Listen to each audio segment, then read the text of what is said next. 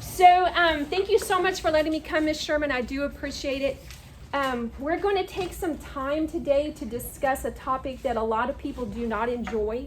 It's something that even in grad school, it would give a person literally chills to think about. We know that there's going to be bells throughout this entire session, but when you're in grad school and you have to do research projects, it's something that always just, you start sweating about it. So what I want to do is help prepare you guys for the different types of things that you're going to see in 8th grade, and then as you move through your secondary education through high school, and then also into your post-secondary through college. And so I'm going to show you some tools and help you basically build like a tool belt of things that you have available for you, squeaky, have available for you whenever you get ready to do projects. And just be aware, there is a project coming up in 8th grade. It'll be later in the school year. But I want you to know that you have those resources available and you don't have to panic when you're trying to figure out where to find things, okay? All right, so what we want to do today, actually what I want to do first is to ask you, what comes to your mind when you think about a research project? Anybody have any thoughts? Have you ever done a research project? Gathering information, all right, Ryan? Research. Yes, absolutely, research. Yes, ma'am, Olivia? Statistics. Okay, absolutely. I'm sorry, I called you Olivia, I'm so sorry. Delaney, did you have something to say, Mr. Kern? An essay. I didn't hear you. Essay. An essay, right, something that you have to write or produce. I had a project due at the end of last semester, which was, part of my fall grad school class, and I spent, my project ended up being 22 pages, not counting my citations. So it was extremely lengthy, huge essay. It had thousands and thousands of words, okay? So yours won't be anything like that yet, but let's just get you prepared for it so when you do get to that point, you are ready to conquer those tasks and those projects. All right, so what I want us to do, we're gonna get in groups, okay? You don't have to, you can just be with whoever you're around, maybe 2 or 3 of you together, because I'm gonna want you guys to visit for a second when I give you the prompt, and then I want you to talk about and write down some of the ideas that you come up with, okay? So what I want us to think about right now, you're going to think about how you would research a particular topic, all right? So in your little groups of 2 or 3, what tools would you use in order to research? All right, and I want you to write down those answers. You can work together because I really want, because as a group in a few minutes, we're going to actually discuss some of those things that you've come up with.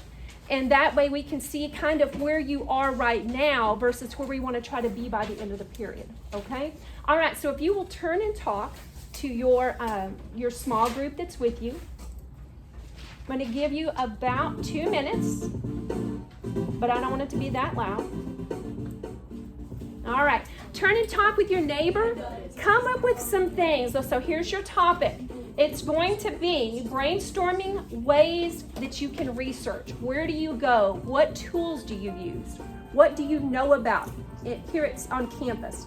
So go ahead and write some of those responses down. And then at the end of our 2 minutes, we are going to, I may give you a little bit more since I'm still talking. We are going to talk about some of those resources. All right, so go ahead.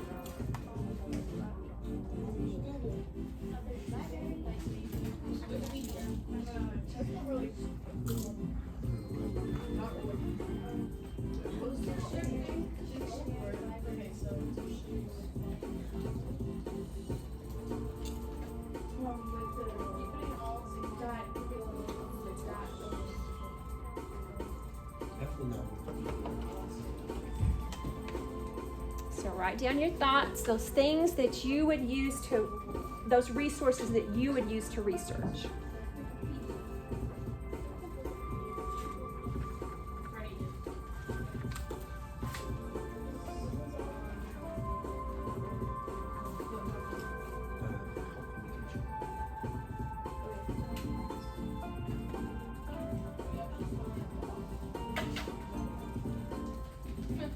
Make sure you have more than just a couple because there's going to be a caveat whenever I ask you to share, okay? That means I'm going to have a rule in place that we have to follow before we can share.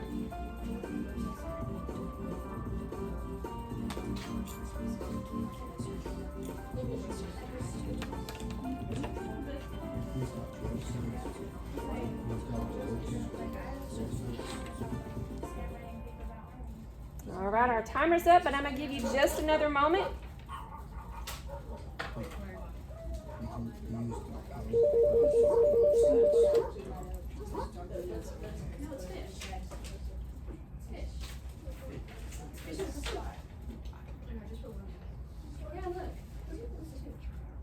All right, let's finish up our conversations.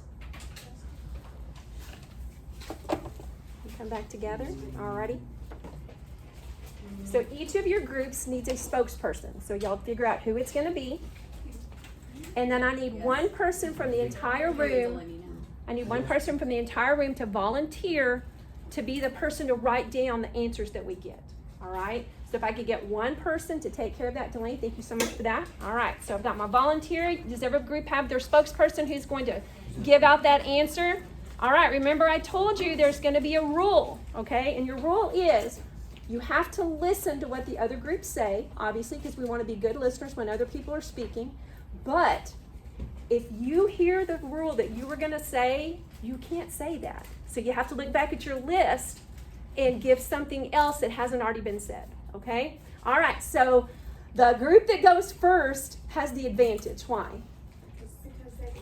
They get to start off. Whatever they say, no one else gets to use it. All right. So who wants to go first? All right, Mac, you had your hand up?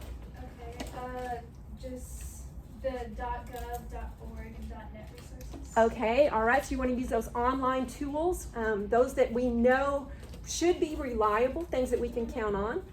Mr. Kern, you had your hand up?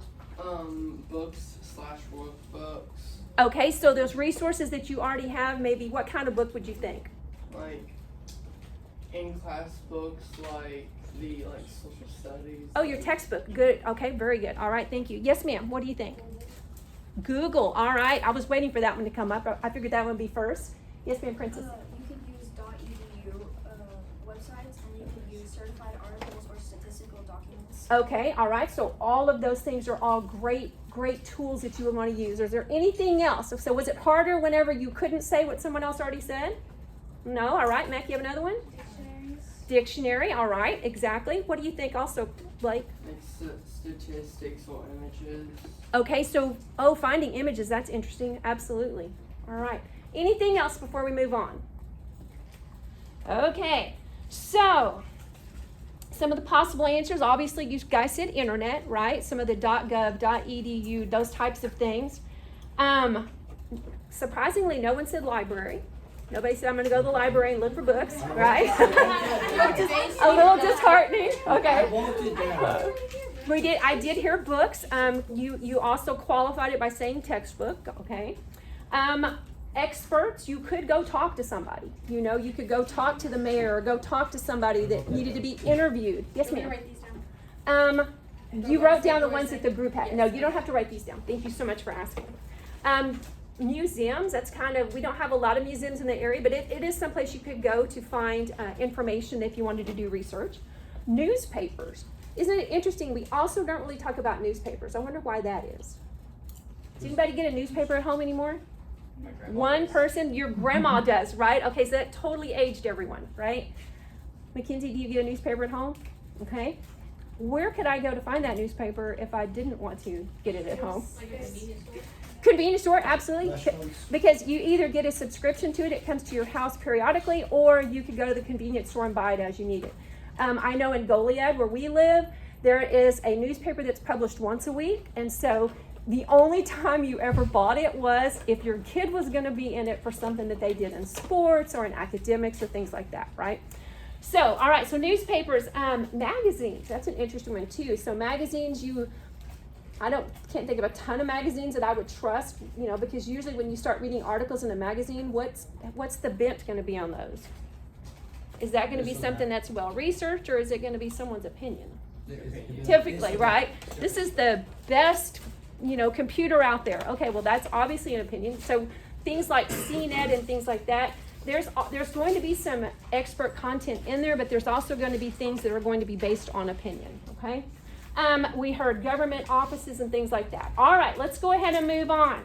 You guys do not know how fortunate you are to have the tools that you have. All right.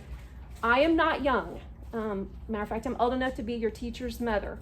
But I'm just telling you, when I was a kid in school, and it's been a very long time ago, this is what we had. Back in the old days, we had, if you look at the lady on the left, she is sitting in front of basically a drawer that she has pulled out of a giant filing cabinet, if you will, called the card catalog, all right? And so what you would do, you would have to pull the box out or pull the catalog out for that particular topic or author or subject that you were looking for. And then you would have to sort through hundreds and hundreds of index cards. All right, that's how we researched when we were kids. And it was just so time consuming. But, you know, things are for the better now, right? We've digitized things. Back in the old days, this is what that card catalog would look like. Notice that this is actually from the Library of Congress, which, you know, it's a huge library repository. And so this particular thing, it says Sir Arthur Conan Doyle.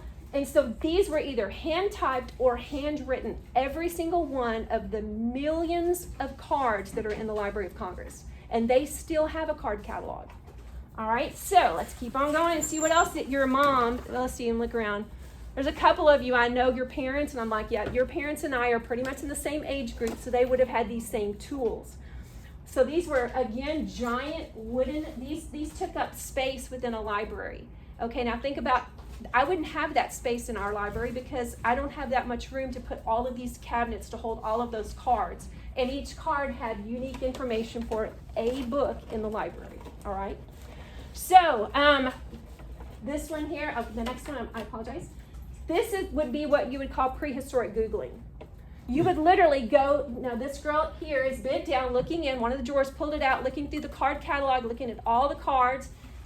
This was so incredibly time consuming because let's say she found that topic and she found that card for that book that she was looking for or that resource, okay? She still had to go to the stacks, think about going through all of the shelves and all that, and find whatever piece it was that she was looking for. It's just so time consuming. All right, so let's keep on going. When I was a student, there was yet another way that we could actually access information, and this is what it looked like. Oh my God. Exactly, oh my God. This is called a microfilm reader or printer. Very old technology. At the time, it was great because what you would have is newspaper companies, let's say the Victoria Advocate would go and they would print their newspaper. Well, if they did not do some type of way to conserve or preserve that paper, the ink starts to fade, you lose that content from those days gone by. So they had a special camera that it's called a microfilm camera, and they would take pictures of every single page of the newspaper and load it on a reel. And you can't see it here, we're going to see a little video, and it's a little bitty, I can't think of the word, like a camera reel, and it has all the pictures on it like a video camera, okay? All right, so let's go ahead, we're going to take a look at this. This is actually from the University of Arizona, and this is one of their librarians, and he's going to explain to us how we used to use that.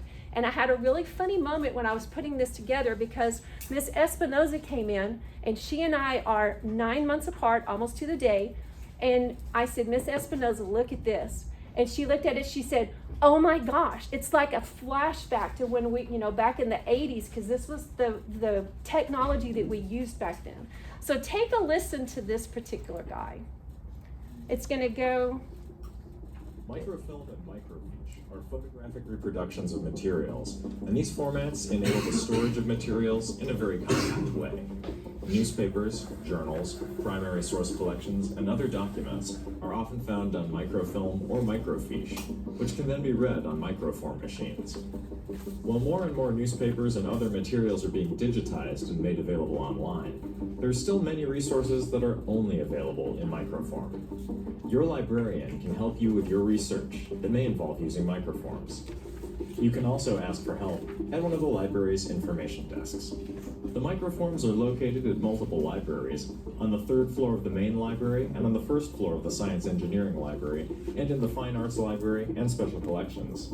They're held in large filing cabinets. Microfilms are reels stored in boxes, and microfiche are flat and stored in envelopes. To find the exact location, including the microfilm or microfiche call number, check the library catalog.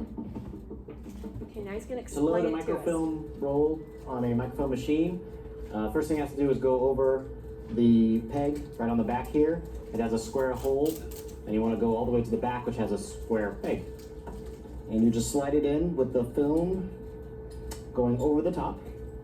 And push it all the way back. Next, you push the green button to open up the lid, and then you take the film and you slide it down the green chute till it's under the glass. Close the lid, hit the load button, and you're good to go. And you have forward and reverse. The farther you turn it, the faster it goes. It has forward and back, or side to side, depending on the orientation of the film. And you have a rotate button that can spin it all the way around. Focus and zoom. The zoom is the blue one, and the focus is the brown dial. You'll need an Autotron box to do scanning or printing if you don't have a CAT card. You get these from the Express Document Center, and you trade it for an ID. And they go with the arrow facing away from you into the box. When you're doing a print or a scan, you want to make sure the image you're looking at fills up this entire box right there. That is a portrait 8.5 by 11 size configuration for this machine. And once you're ready to go, you can just hit the start button, and that will cause it to print out of the printer. To load microfiche into the machine, you pull this handle out and slide it over. It switches into fiche mode, and then you place the fiche under the top glass and push it forward. And now it is ready for you to see. You can use the rotation button or dial to orient it correctly, zooming with the blue dial and focusing with the brown one. And you can also use this to move it up and down a little bit, but what you're really going to do is move around the glass tray and set it to where you want it to be. Whatever's in the box will be 8.5 by 11 portrait, and that's what we'll print when you hit the start button. Did you notice how time consuming that was? That is how we found something to print. It took all of that time to find the reel, get the reel set up, look at it through the viewer. And then you notice he had to put that one area where that's the 8.5 by 11 that he would print. Nowadays, we just throw it on the copier, can make a quick print, and we're done, okay? All right, so are there any other tools that you can think of that we might use? And we didn't talk about this one earlier. Anything else? All right, look at this one. Oh, right there. This was my internet when I was a kid. The Encyclopedia Britannica. It was a huge set of really heavy books that you could not take from the library. All of your research had to be done in the library.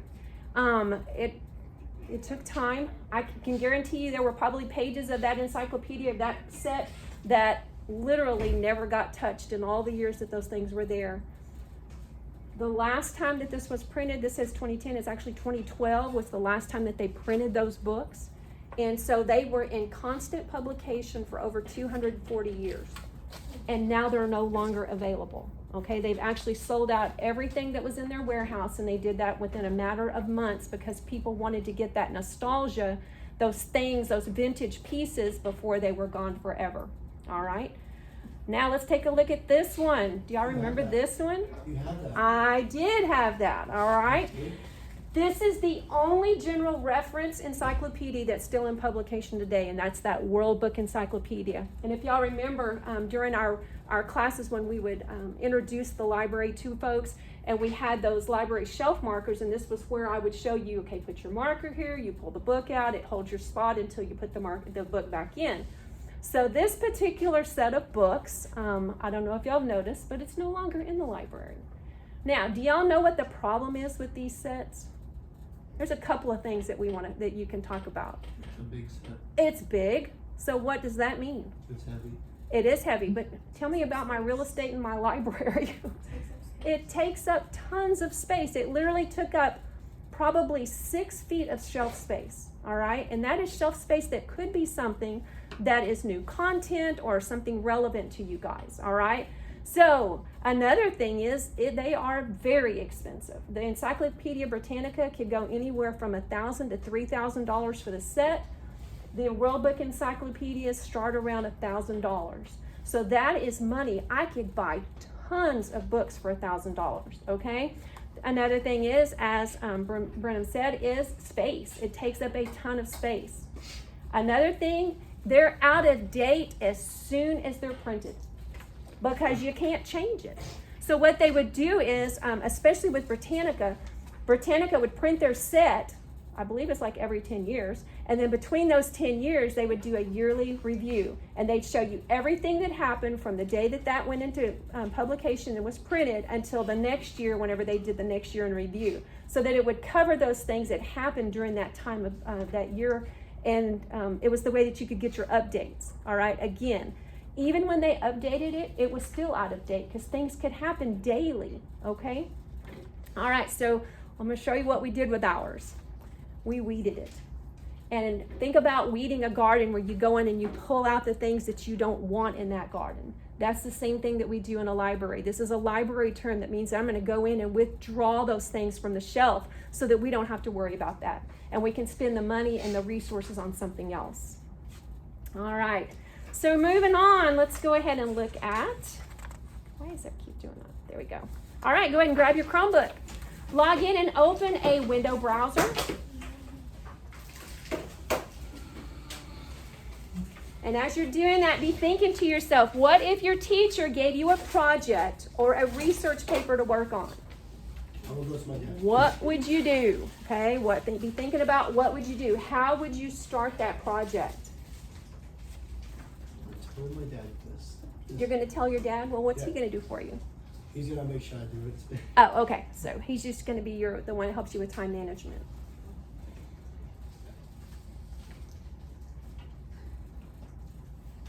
All right, once you logged into your browser, and I'm assuming Google's going to be what pops up. The question we have to ask ourselves is Google the best option? Because I know that was one of the answers that I got when I said, what would you do? Where would you go? And the internet or Google was one of those answers. And so we have to ask ourselves, is that the best option? So what we want to do is take a look and see what happens whenever we Google, okay? So for instance, I Googled the term, the question, do penguins have knees? It's a stupid question, but it is something that literally whenever you Google it, you're like, oh my gosh, look at all the people that asked that same question, right? All right, so I did, do penguins have knees? How many hits do you think I got on that? A lot. A lot? Can you be a little more specific? Any guesses? 1,000. 1,000, 10,000? All right, this feels like an auction. 2 million. 1,470,000 different instances of that particular parameter of saying, do penguins have knees? All right, so I have to ask you, is that the best option if I'm going to research something? I need to be able to hone my research down so that I am not looking at 1.47 million different things. I need to find something that gives me better results more quickly, more efficiently. All right. So later in the school year, you're actually going to be doing a research project. We talked about it, and Google is actually where that project is going to start. So just be thinking in the back of your mind, is that the best place to start? But it's going to be what you're going to have to do for that particular project. But I want to show you how we can have more effective searches. Brenham, did you have a question? Yeah, I just searched up that question and they changed it. It's 2 million now. 2 million. Well, there you go. Well, this was yesterday, so that's how many more people have, are inquiring about penguins having these, or that information has been uploaded about it. All right, we're going to keep moving forward. Let's go ahead and go to our Clever dashboard, and that's where we're going to be. So if you'll log into Clever, and let's see what we have in VISD available for research.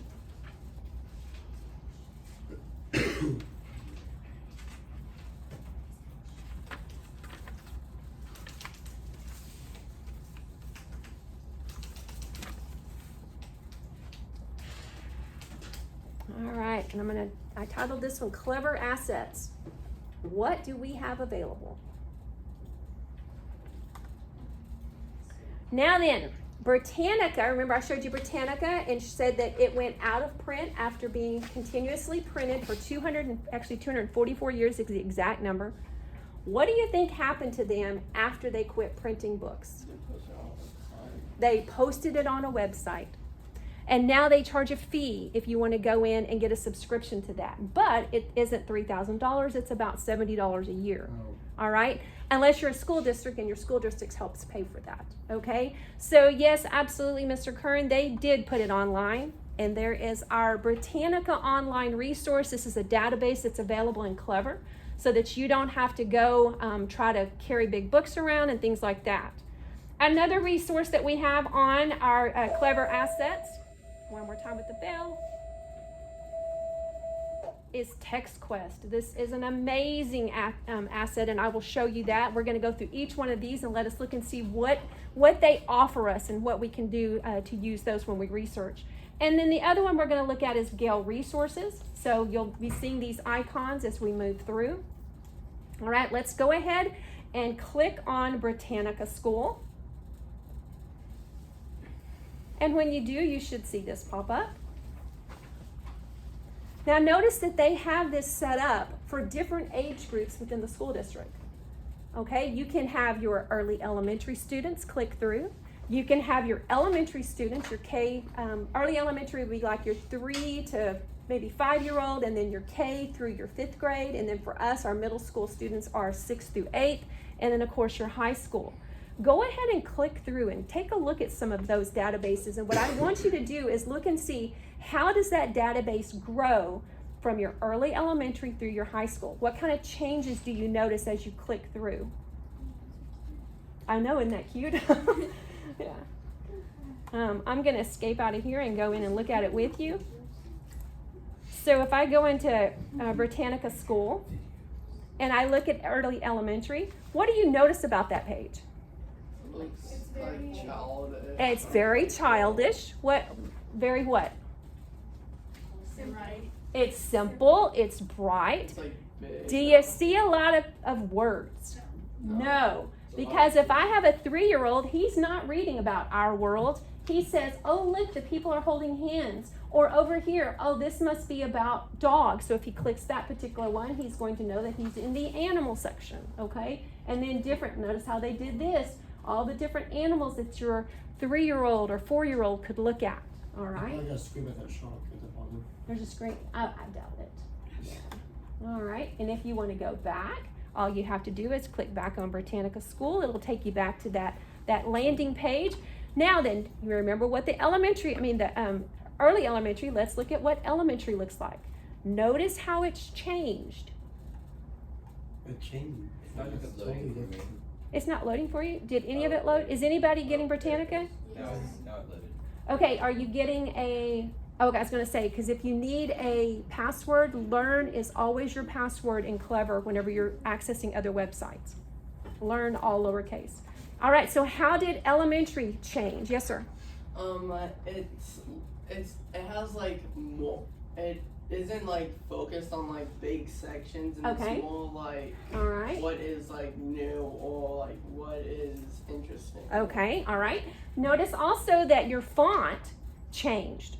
Your font became, because on our early elementary, the font was really big. It was probably like a 24 or 25 point font.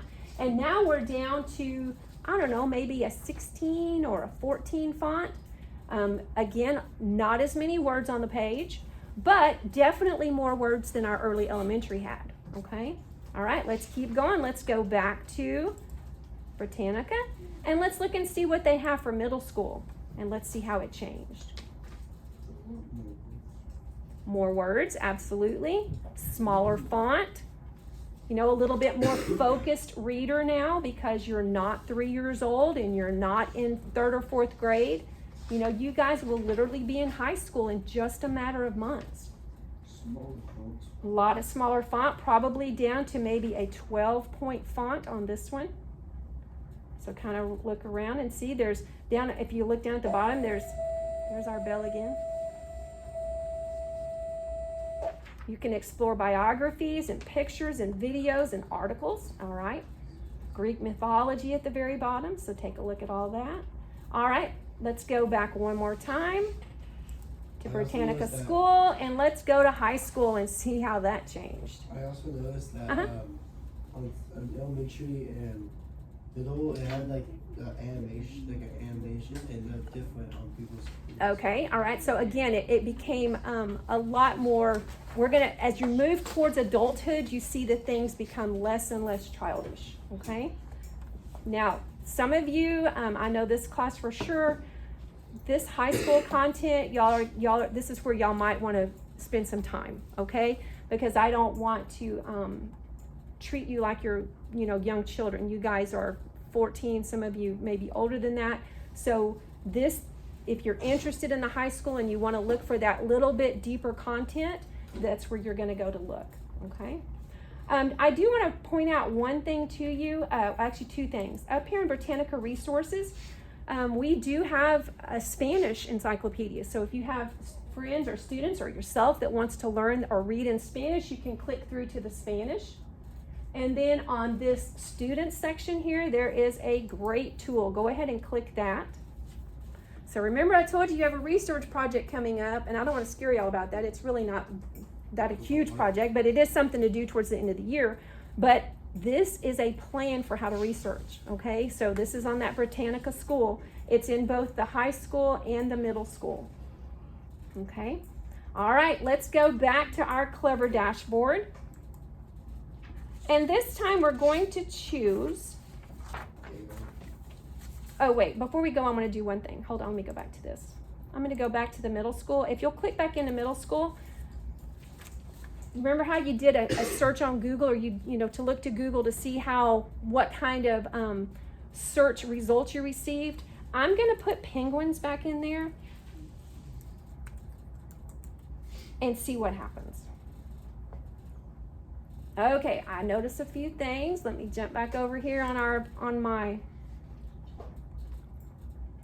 get back into my slideshow.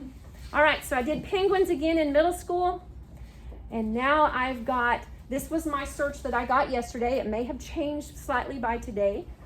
So some of the things that I noticed right away, I no longer have 1.47 million results. I have 67 results. Do you see how I've honed in on my topic so that I'm not digging through all those web pages that don't mean anything to me?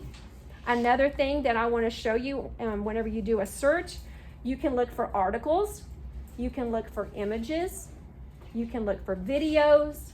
If you click, this one is a very interesting piece up here. You know how in a middle school setting, you have students that could be from any level of reading, right? You may have students that still read it on elementary level. You may have students that read right where they're supposed to be, right in that middle school level. And you may have students that are already reading in adult level. And I'm not saying adult content, I'm saying that their reading level is already probably above like a 10th through 12th grade, or maybe even a post-secondary. This particular section here will allow you to change the reading level of those articles. The same article, it changes it. Let's go ahead. I want to show you what that looks like quickly. So here's my penguin. My reading level, I'm going to take down to a 1, okay? Notice what happened. You got a little bit bigger font, not quite as much content on the page, a little bit easier to read. Go back to the 2, which is what they would consider to be a student in middle school. You're on level, little bit different. I want to show you again, go back here. The wording, okay, it says penguin. Penguins are the only birds that can swim but cannot fly. Let's look and see what level 2 says. Penguins are flightless seabirds. Do you see how it changed? Still the same meaning, but it's a little bit richer vocabulary, okay? Now let's see what happens when we move to that upper level 3. And again, you have that choice of deciding what level you want to read that content in. Penguin, bird order. Look, it gave the bird order, just like you were in a science class. Any of 18 to 21 species of flightless marine birds. Remember the other one talked about seabirds?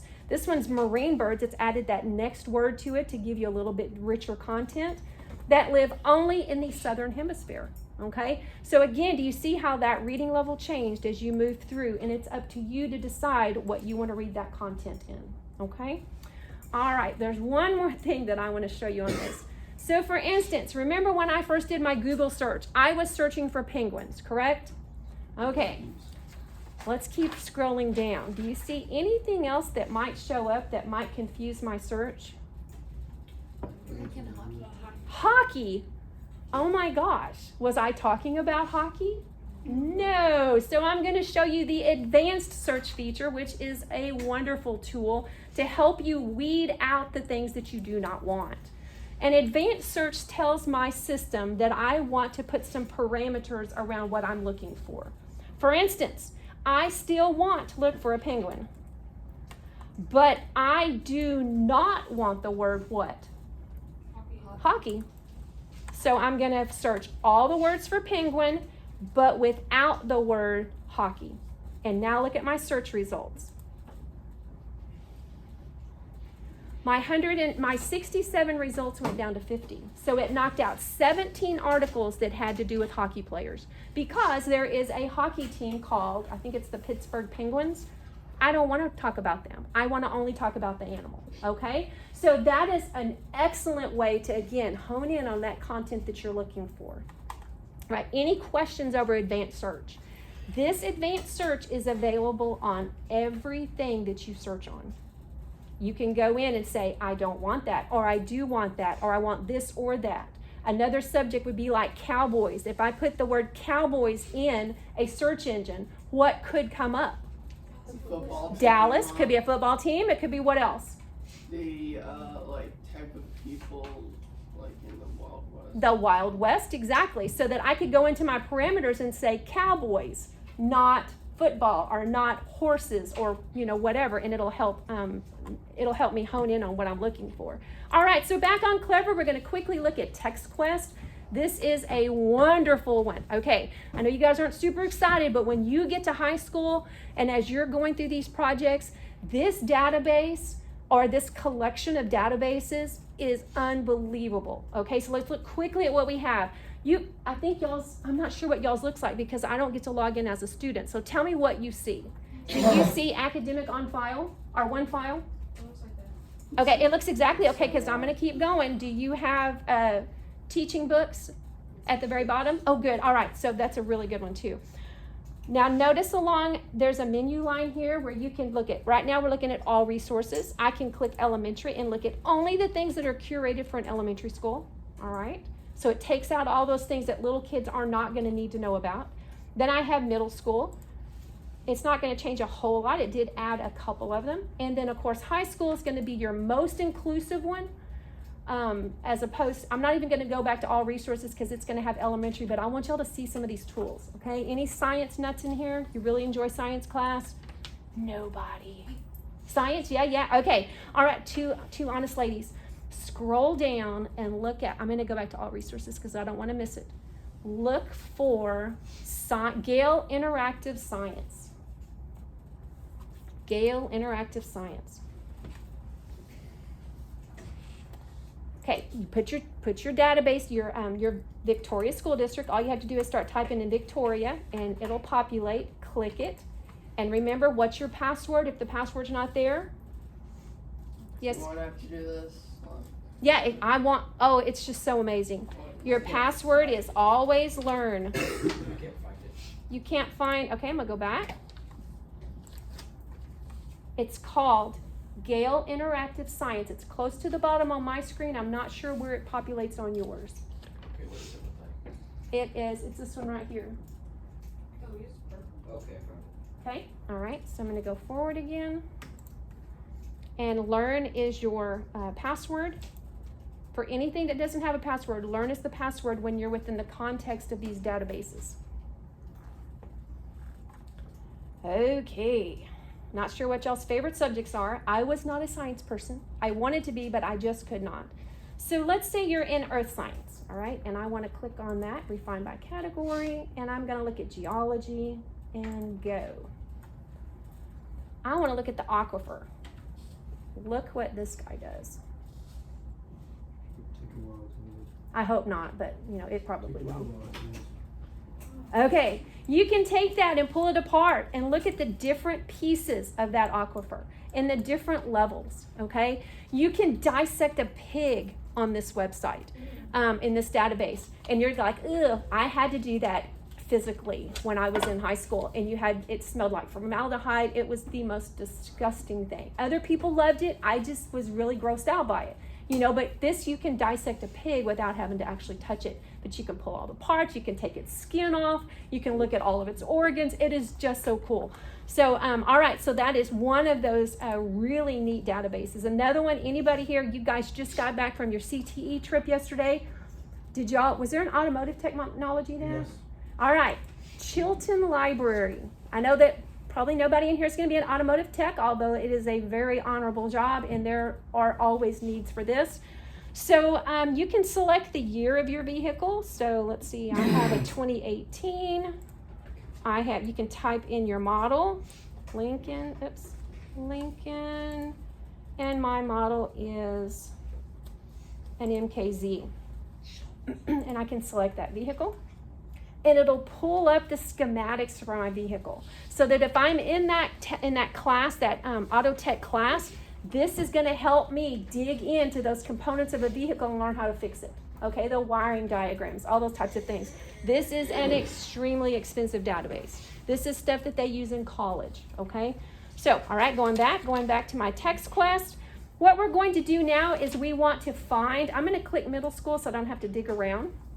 And I want us to go into Gale in Context Middle School. Gale in Context Middle School. All right. This is going to be one of those databases that you're going to want to make sure you remember. So on your Clever, you might want to heart this one. So put the little heart by it, and that way that database, any of those databases that you want to use, if you will heart it, it will be at the top for you. Okay? All right. So we're going to go back. I'm going to put my penguins back in here. You can do whatever it is that you're interested in. It's not that I'm totally interested in them, but I just want to show you what's available. So when I type in penguins, I can start scrolling down. There's reference, which would be like those things that you might find in an encyclopedia. You have, how can there be a biography of a penguin? Is my parameter right for this? Hockey, okay. Or there's another penguin out there, and it's the Penguin Publishing Company. You know, Penguin Books, okay? Oh, there's all my hockey pictures. So what do I need to do to fix that? Go to my advanced search. Remember I told you those databases have it. You click advanced search, and you put in the terms. Now this one isn't set up like the one that was on Britannica. So I'm gonna put in penguin, G-U-I-N. Now, this one is moving into what we call Boolean operators or Boolean logic. B-O-L-L-E-A-N, Boolean. These are those things where I am looking for this and this or this not this. That's what we have to think about. So it's and or not. So I want penguins, but I do not want hockey. You have to actually pick that. And then let's see if that fixed it. Now then, I have 42 reference articles or reference pieces. I still have some bibliography, so there's probably something else I'm going to have to cut out. And notice that my picture's changed. I no longer have the hockey team. I have only penguins there because I don't want the hockey team. There's other things as I keep scrolling down. Does anybody remember a movie about penguins? Mr. Popper's Penguins. So as I roll down, I believe there's a reference to Mr. Popper's Penguins at the bottom. Oh, Batman Returns. Who else had a penguin? Batman, right? So in my advanced search, I can go in and say not a movie or not movie, right? Now there's something else I want you to notice whenever you're searching. Remember on Google, I searched a question. Do penguins have knees? You can't do that in a database because you have to focus in on whatever it is that you're looking for. So you can do keyword searches. What's the keyword? It was penguins. What was the other keyword I don't want? Hockey. So you have to hone in on what you want, and that's how you start building good questions. And when you get to research, that's one of the things we're gonna, well, I won't be here, but one of the things I could come and help you with, okay? All right, so let's see how much time we have. We have 12 minutes. Nope, we don't have 12 minutes. We have 4 minutes. Are we done? We have 4 minutes? All right, go back. Do a search, do a quick search. I just want everybody to do something so that you can see how this database works. Go ahead and search a content, okay? Let me see if there's anything else on my slideshow we need. We looked at all that. We did an advanced search. We talked about databases. Gale resources, again, you can find it 2 different ways. There was another thing we did not talk about is the library's catalog. Remember, we learned how to log into our catalog, so you could put books on hold and such. You can do keyword searches in the card catalog as well. So you're going to do a keyword search of something of interest, okay? We talked about that. Actually, we didn't. Let's go back.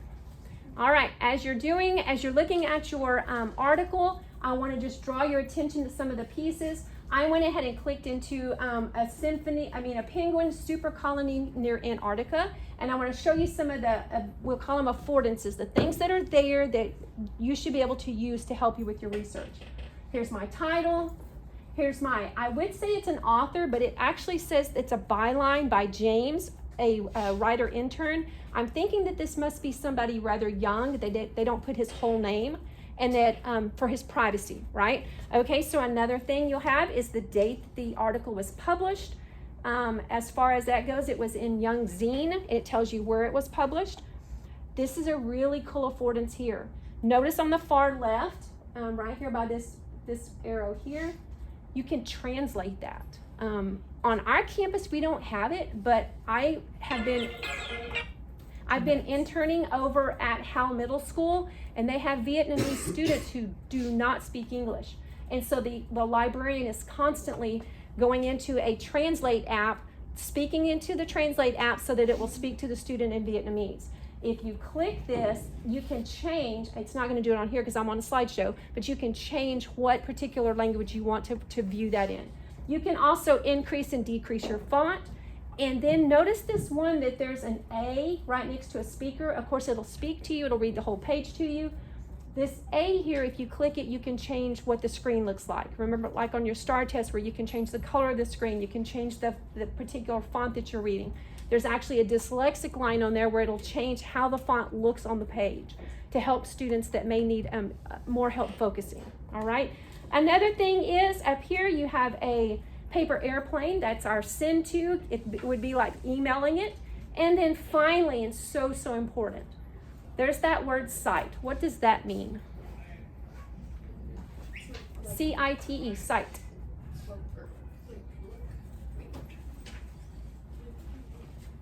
All right. It's very important for us to know because we want to give credit to whoever wrote this. It's not my original content. I am using someone else's work. So I want to cite where I got that from. And again, you guys are so fortunate. There is a tool built within all these databases where it automatically cites. If you click the cite button, I can't because I'm in a slideshow, but if you click the cite button, it will take you to the bottom of the page and it'll show you the credentials of that person that wrote the article or that group that wrote it. And all you have to do is select it, and then you can copy and paste that particular citation into your documentation as you're writing your essay, okay? Now, there are 4 different citations that they offer. That's y'all right? Oh, okay. I want to wrap up.